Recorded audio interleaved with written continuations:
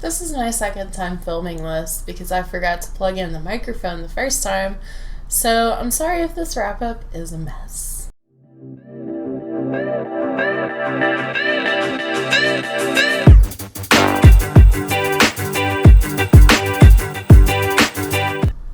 Hey everyone, welcome back to my channel. It's Stephanie. Today I'm going to bring you my January wrap-up. I read a total of 12 books in January and a total of 5,170 pages. Lucy, would you like to say hello to your fans? You just wanted to be on camera? So the first book I read was The Fellowship of the Ring by J.R.R.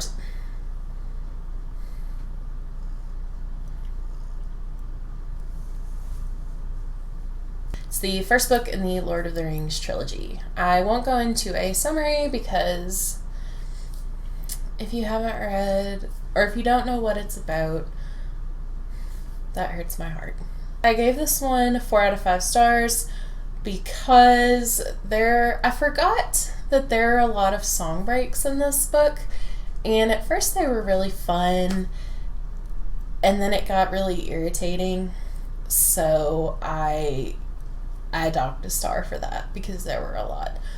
But the characters are phenomenal, the atmosphere is phenomenal, and even if you don't like The Lord of the Rings, I feel like you do have to give it respect for the influence that it's had on modern fantasy and so many authors, and it's definitely a story that has stood the test of time. So I'm very much looking forward to reading The Two Towers. Next, I read The Well of Ascension by Brandon Sanderson. I won't go into this because I do have a book review for it that I will link, but I gave this 5 out of 5 stars. Phenomenal. If you've been following my channel, Brandon Sanderson is one of my favorite authors, and the Mistborn trilogy, it just keeps getting better. So please go read this series. Just do yourself a favor. Don't let the size intimidate you. Very accessible writing, phenomenal characters, phenomenal plot, wonderful setting. Just go read it. Next, I read Anne of Green Gables by L.M. Montgomery, and this was a reread for me. I absolutely love this book. I read most of it on audio this time, and the audiobook was actually narrated by Rachel McAdams, which was a really cool experience. She does have a wonderful narration voice, but in the back of my mind I just kept picturing Regina George reading Anne of Green Gables. But if you can get past that, it's really good. But this follows the story of orphan Anne Shirley, and she, through a set of, like a comedy of errors, comes to live with brother and sister Matthew and Marilla at Green Gables, which is in Prince Edward Island. And this is basically her story of coming into herself and growing up and learning about relationships in life and love and finding a home. And I absolutely adore this. I grew up with this story. I watched the movie I don't know how many times. I've read this book I don't know how many times. And my family is from Nova Scotia, which is fairly close to Prince Edward Island. So anything with a Canada connection already has my heart. But this book just has such a special place for me, and it feels like coming home every time I read it. Anne is so dramatic and funny, and the way L.M. Montgomery wrote her was so phenomenal. And this is a kid's book, so it's great to read with your kids. But as an adult, I still absolutely love the story, so definitely go check it out. Next, I read Hunting Prince Dracula by Carrie Maniscalco. This is the second book in the Stalking Jack the Ripper quartet. I will not go into this because I do have a spoiler-free book review that I'll link. But I gave this one 5 out of 5 stars. It's historical fiction. It's YA. It's phenomenal. It's set in Romania. It has Dracula and Vlad the Impaler vibes, and it's just great. Go read it. Next, I read LMNOP by Mark Dunn. I gave this one 4 out of 5 stars, and I also have a book review for this. Apparently, I was really on point with my book reviews in January, but I enjoyed this story overall. It's literary fiction, which is something that I really haven't read a lot lately. I really enjoyed it. I thought it was an interesting premise, and the plot was done very well, and I really was satisfied with the ending. So if that sounds intriguing to you, check it out. Next, I read The Eye of the World by Robert Jordan. This is the first book in the Wheel of Time series, and I'm not going to go really into this because I do plan on doing a review with a spoiler and spoiler-free section, but I have so many thoughts on this book, and it's still really hard for me to put my thoughts into coherent sentences. But this basically is set in a world where the magic system, the one true power, is tainted. So Aes Sedai are women who can channel the one power, and they basically are able to use magic, and the power is tainted for men. So if men try to use the one true power, they eventually go insane.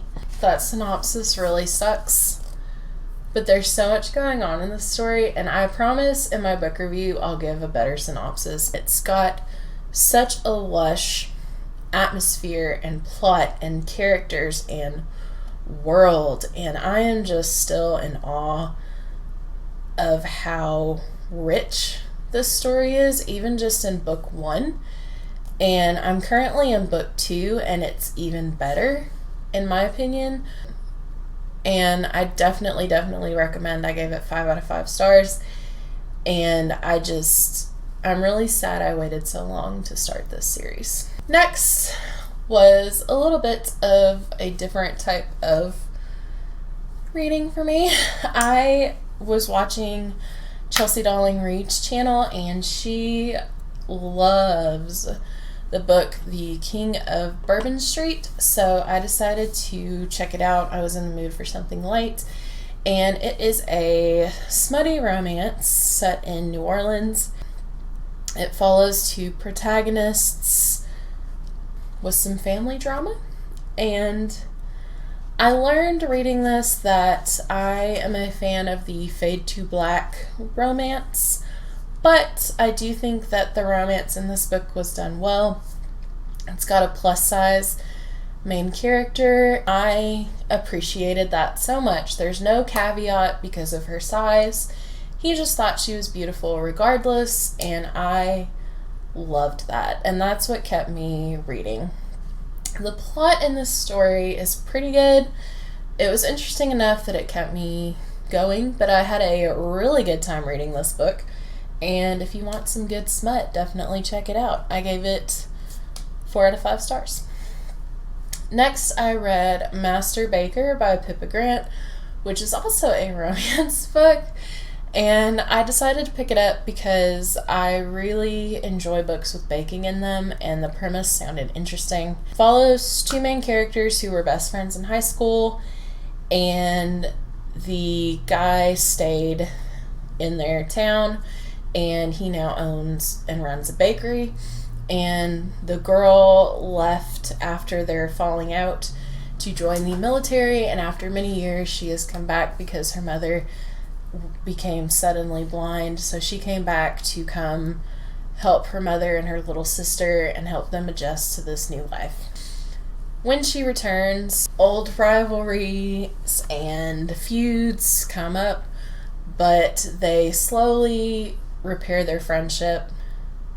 Things go from there. I thought it was a sweet story. I gave it 4 out of 5 stars. I probably wouldn't reread it again, but I had a good time while I was reading it.